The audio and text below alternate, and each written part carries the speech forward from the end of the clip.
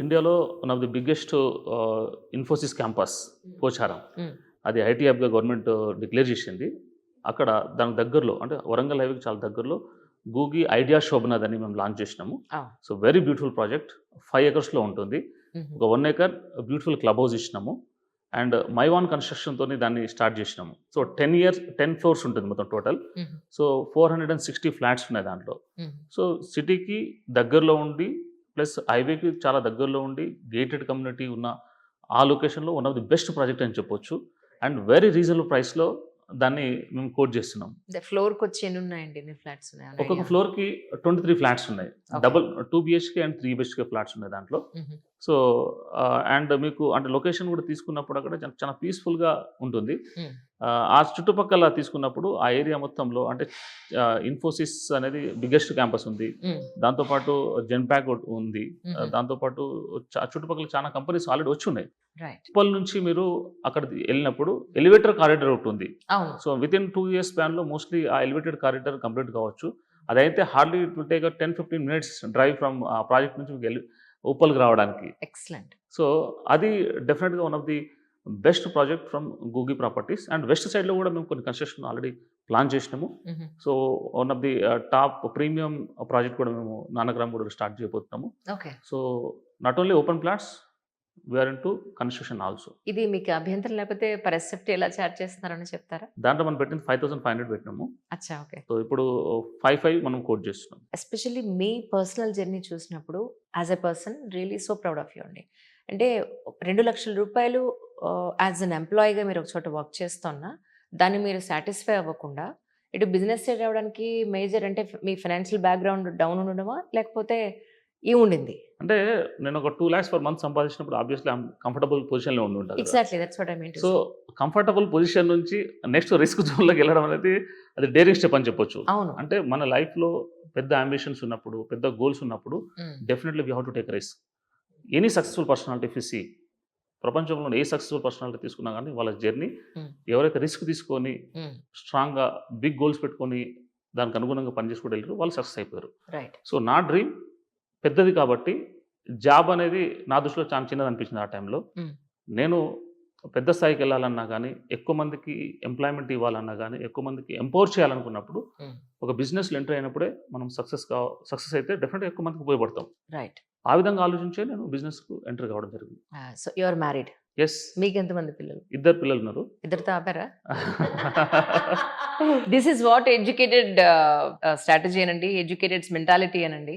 అంటే మన సాంప్రదాయంలోనో లేకపోతే ఒక ఎన్నాళ్ళ నుంచి వచ్చిన ఒక మోస పద్ధతిని కాదు అని, నాకిది చాలు, వీళ్ళని కరెక్ట్‌గా పద్ధతిగా పెంచితే చాలు అని అనుకునే విధానం ఒక ఎడ్యుకేటెడ్ పర్సనాలిటీలోనే మనకి కనిపిస్తూ ఉంటుంది. అబ్సల్యూట్‌లీ. సో మీరు ఎస్పెషల్లీ మైనారిటీస్ నుంచి వాళ్ళు ఉన్న ఆర్థిక పరిస్థితి నుంచి లేదా ఒక మానసిక పరిస్థితి నుంచి మీరు బయటికి తీసుకొస్తున్నారా? అంటే ఇప్పుడు మీరు ఒక మంచి బిజినెస్ మెన్, సక్సెస్‌ఫుల్ ఎంటర్‌ప్రెన్యూర్‌గా మీరున్నారు. సో, పర్టిక్యులర్ ఆ కమ్యూనిటీలో లేదురా బాబు ఇది కాదు జీవితం, ఇంత క్వాలిటీగా బతకండి, చక్కగా చదువుకోండి, కష్టపడి పని చేయండి, రూ. 1 సంపాదించండి, ఇక్కడ ఇన్వెస్ట్ చేయండి, లేదు అనంటే సేవింగ్ ఇలా చేయండి. ఒక మంచి క్వాలిటీ లైఫ్ కోసం మీ వంతు బాధ్యతగా మీ సమాజానికి లేదంటే మీ పర్టిక్యులర్ కమ్యూనిటీకి మీరేం చేస్తున్నారంటే ఏం చెప్తారు? నాది నా లైఫ్ జర్నీని ఒక ఎగ్జాంపుల్ తీసుకో. Absolutely. That's what I'm so proud of you about it. So, నేనదే చెప్తాను. నేను ఒక ఎంప్లాయీ స్థాయి నుంచి ఒక బిజినెస్ మ్యాన్‌గా సక్సెస్‌ఫుల్ కాగలిగాను. హ్మ్. మీరెందుకు కాలేరు? మీరు చదువుంది, నాలెడ్జ్ ఉంది, ఫ్యూచర్‌లో ఏదో చేయాలనుకుంటున్నారు. హ్మ్. అనుకున్నప్పుడు ఒక మంచి దారిని వెతుక్కోవాలి. హ్మ్. మంచి మంచి మనుషులతో పాటు మీరు స్నేహం చేయండి. కరెక్ట్. మంచి అడ్వైజ్‌ని ఫాలో కాండి. డెఫినిట్‌గా సక్సెస్ అయితారు. నేను ఇంప్లిమెంట్ చేసిన వాడిని. వేల మందికి ఎంప్లాయ్‌మెంట్ ఇచ్చిన నేను. యాహ్! వేల మందిని ఎంపవర్ చేయగలిగిన. వేల మందికి ట్రైన్ చేయగలిగిన. సో, నేనున్న రంగంలో, నేనున్న బిజినెస్‌లో హ్మ్. What kind of opportunities there. చాలామంది ఎంప్లాయీస్ రిజైన్ చేసేసి హ్మ్. నాతో పాటు జాయిన్ అయ్యి సక్సెస్ అయిన వాళ్ళున్నారు. అంటే చాలామంది పెద్ద పెద్ద పొజిషన్‌లు state head position, national head పొజిషన్‌లో ఉన్నవాళ్ళు కూడా జాబ్స్ రిజైన్ చేసి నాతో పాటు జర్నీ చేసి సక్సెస్‌ఫుల్‌గా ఉన్నోళ్ళు వేల మందిలో ఉన్నారు. మీరు సర్ప్రైజ్ అయితారు. మా ఆర్గనైజేషన్‌లో పీహెచ్‌డీ చేసిన వాళ్ళు ఆల్మోస్ట్ 100 మెంబర్స్ ఉన్నారు. ఓహ్! డాక్టరేట్స్. రైట్. సో, కాలేజ్ లెక్చరర్‌గా చేసి, ప్రొఫెసర్‌గా చేసి హ్మ్. దాన్ని రిజైన్ చేసి మాతో పాటు ఉన్నారు. ఐటీ ఎంప్లాయీస్ మాతో పాటు హ్మ్. జాయిన్ అయిన వాళ్ళు. Even banking and insurance sector నుంచి రిజైన్ చేసి మాతో పాటు ఉన్నవాళ్ళు. హ్మ్. రిటైర్ అయిన వాళ్ళు అండ్ ఈవెన్ ఎన్ఆర్ఐస్ ఎవరైతే ఇంతకుముందు వేరే కంట్రీస్లో ఉండి సౌదీ, దుబాయ్, యూఎస్ అక్కడ ఉండి రిటర్న్ అయిన తర్వాత వాళ్ళు కూడా మాతో పాటు జాయిన్ అయ్యి మా ఆర్గనైజేషన్లో వెరీ సక్సెస్ఫుల్ పర్సనాలిటీస్గా నాతో పాటు ఉన్నారు. ఎంతో కష్టపడ్డారు. వేల జీతం నుంచి లక్షల జీతానికి వచ్చారు. లేదు ఇంకా మంచి లైఫ్ కావాలి, 10 మందికి మంచి జీవితాన్ని ఇవ్వాలనుకుని బిజినెస్‌లోకి వచ్చారు. ఇంత సంపాదించారు, ఇంత మంచి పేరు తెచ్చుకున్నారు. వై రాజకీయాలు? మిమ్మల్ని చూస్తే ఇంత హంబుల్‌గా, ఇంత ట్రాన్స్‌పరెంట్‌గా ఒక కష్టజీవి రాజకీయాల్లోకి వస్తే అక్కడున్న కుట్రలు, కుతంత్రాలు, ఆ కుర్చీని కాపాడుకునే రేస్‌లో ఎన్నో పనులు చేయాల్సిన సిట్యుయేషన్‌లో మీరు వెళ్ళగలరా అంటే? అంటే మనిషికి ఒక అంబిషన్స్ ఉంటాయి. లైఫ్ గోల్స్ అంటారు కదా! Yeah. నేను ఫస్ట్ జాబ్ నా గోల్‌గా పెట్టుకొని ఆ. దాంట్లో సక్సెస్‌ఫుల్ అయ్యాను. తర్వాత ఒక బిజినెస్ నా గోల్ పెట్టుకొని దాంట్లో సక్సెస్‌ఫుల్ అయ్యాను. హ్మ్. అంటే నేను ఇప్పుడు ఒక 1000 మందికి చేయగలుగుతున్నాను. హ్మ్. నాతో అయ్యే సహాయాన్ని నేను చేయగలుగుతున్నాను. Yeah. నాతో అయ్యే ఫైనాన్షియల్ సహాయం కానివ్వండి, మాట సహాయం కానివ్వండి, నాకున్న నాలెడ్జ్‌ని షేర్ చేయడం కానివ్వండి, నేను చేయగలుగుతున్నాను.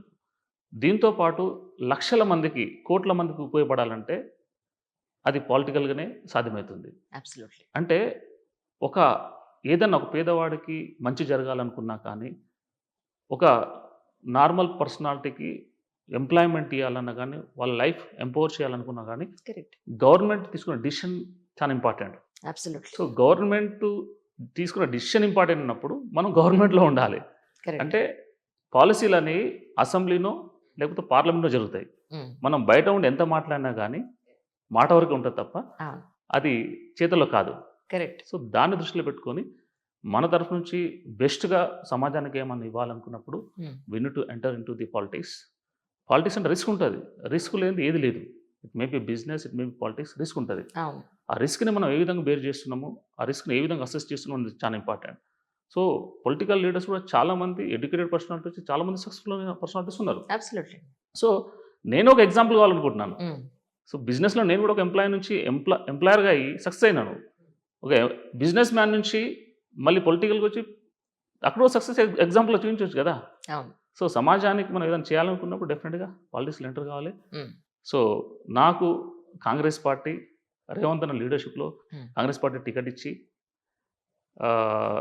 అంటే అంత ఈజీ కాదు కాంగ్రెస్ పార్టీలో టికెట్ ఇవ్వడం అనేది. అవును. అవును. అంటే నేను నా కాలేజ్ బ్యాక్‌గ్రౌండ్ కానివ్వండి, నా క్వాలిఫికేషన్‌తో పాటు నా బిజినెస్ బ్యాక్‌గ్రౌండ్ కానివ్వండి, నాతో పాటు ఉన్న పబ్లిక్ కానివ్వండి, ఇవన్నీ దృష్టిలో పెట్టుకొని హ్మ్. పార్టీ నాకు ఒక సపోర్ట్ చేసింది. సపోర్ట్ చేయడం వల్ల నేను నా తరఫు నుంచి బెస్ట్ చేయడానికి హ్మ్. లాస్ట్ ఎలక్షన్‌లో ప్రయత్నం చేశాను. హ్మ్. నా మలక్పేట్ కార్యకర్తలు కానివ్వండి, యాహ్! నాయకులు కానివ్వండి, ప్రజలు కానివ్వండి, వాళ్ళందరూ సపోర్ట్ నాకు అంటే దీన్నేంటంటే హార్ట్‌ఫుల్ సపోర్ట్ అంటారు. హ్మ్. హ్మ్. యాజ్ ఎ ఫస్ట్ టైమర్‌గా వచ్చినప్పుడు చాలామంది యాక్సెప్ట్ చేయొచ్చు, చేయకపోవచ్చు. అవును. బట్ మలక్పేట్ లాంటి కాన్స్టిట్యుయెన్సీలో హ్మ్. ఒక ఫస్ట్ టైమర్ అయినా గానీ, కాంగ్రెస్ పార్టీ మీద ఉన్న నమ్మకంతో యెస్ ఈ ఈ పర్సనాలిటీ మాకు ఏదో చేయగలుగుతాడు అనే నమ్మకంతోని 30 డేస్ నా జర్నీలో చాలా తక్కువ టైం ఉన్నట్టుంది మీకు యాక్చువల్లీ యెస్ లాస్ట్ టైం కదా? ఒక 1 మంత్ 30 1 మంతే. డేస్‌లో 30,000 ఓట్స్ హ్మ్. అది హైదరాబాద్‌లో ఎస్పెషల్లీ కాంగ్రెస్ పార్టీ తక్కువ సీట్లలో అంటే ఎక్కువ స్కోర్ రాగలిగింది. అవును. సో, అన్ని డైవర్సిటీస్‌లో దాంట్లో కూడా మంచి సిటీలో యాహ్! పెర్ఫార్మెన్స్ చాలా తక్కువుంది. కరెక్ట్. దాంట్లో నాది మలక్పేట్ సెకండ్ పొజిషన్ రావడం డెఫినిట్‌గా ఈ క్రెడిట్ 100% మలక్పేట్ ప్రజలకు చెందుతది. ఎన్నాళ్ళ నుంచి ఉంటున్నారండి మలక్పేటలో? నేను లాస్ట్ నా గ్రాడ్యుయేషన్ నుంచి ఆ అక్కడే సరౌండింగ్‌లో ఉన్నారు. ఉన్నాను. డిగ్రీ చేసినప్పటి నుంచి సో, అక్కడ ప్రజలు బాగా మీకు సుపరిచితులు. Connected with many people. Yeah! నా యాహ్! ఫ్రెండ్స్ గానీ, రిలేటివ్స్ గానీ అందరూ ఆ చుట్టుపక్కల ఉన్నారు. ఆ బిజినెస్ కూడా చుట్టుపక్కల ఉంది కాబట్టి అది బిగ్గెస్ట్ అడ్వాంటేజ్ ఫర్ మీ.